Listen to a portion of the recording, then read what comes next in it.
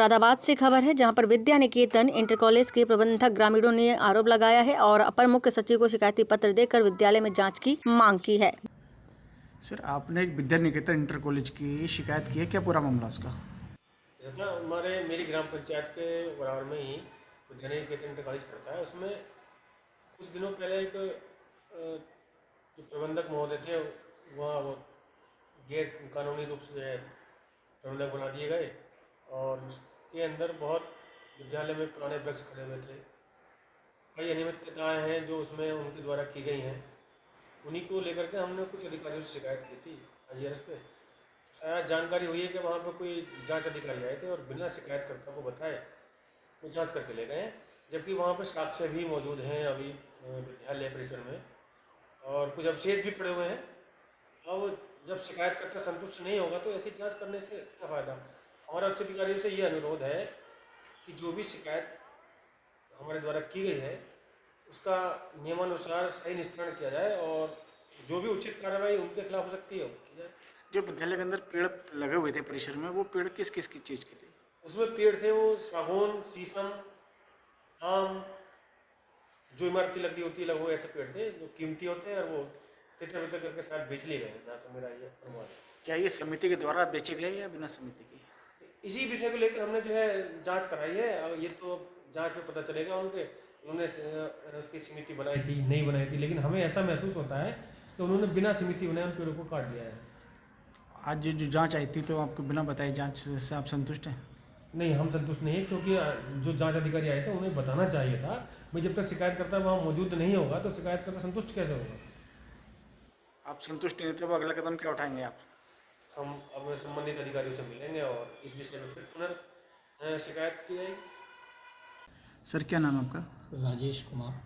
Sir, आपने एक शिकायत की थी विद्या निकेतन इंटर कॉलेज की, क्या पूरा मामला इसका? इसका मामला है कि हमारी ग्राम पंचायत में एक Vidya Niketan inter college school है जो समिति के द्वारा चलाया जा रहा था और शायद हाई स्कूल की मान्यता 1968 की थी। इसकी पीछे समितियों में विवाद रहा, काफ़ी विवाद चलता रहा। अब पता चला कि जो प्रबंधक थे पूरन सिंह, उन्होंने उसको एक अपने घर का एक ट्रस्ट बना के उसको जो है उसमें ट्रांसफ़र करा दिया है। और हमने एक अभी शिकायत डाली थी, उसमें बहुत ही अनियमितताएँ थीं, उनके खिलाफ़ हमने एक जो है शिकायती पत्र दिया था मुख्यमंत्री महोदय को। उसमें जांच आई है, शायद आज पता चला है कि आज कोई अधिकारी जांच के लिए आई थी, लेकिन उन्होंने हमें कोई भी सूचना नहीं दी, जिससे हमें प्रतीत होता है कि हमारी शिकायत पर जो जांच की जा रही है वो संदेहास्पद है।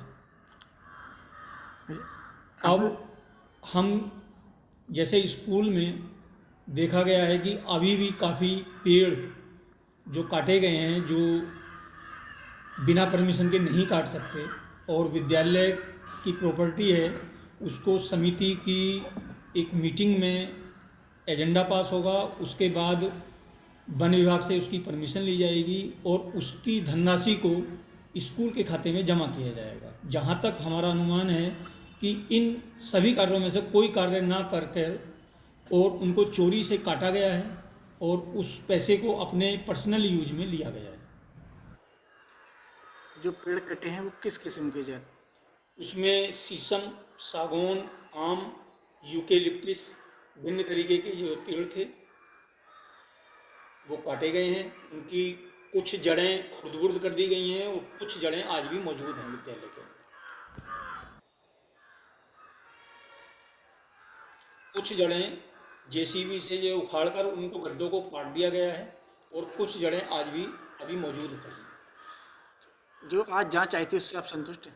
नहीं, जांच आई थी, हमने शिकायत की थी, उसके बाद कोई भी जांच अधिकारी नियुक्त किया गया, वो जांच करने आया, तो ये तो मैं पहली बार देख रहा हूँ कि शिकायतकर्ता को कोई इन्फॉर्मेशन ही नहीं है। बिना शिकायतकर्ता को इन्फॉर्मेशन के कैसे जांच होके चलेगी। अब क्या चाहते हैं?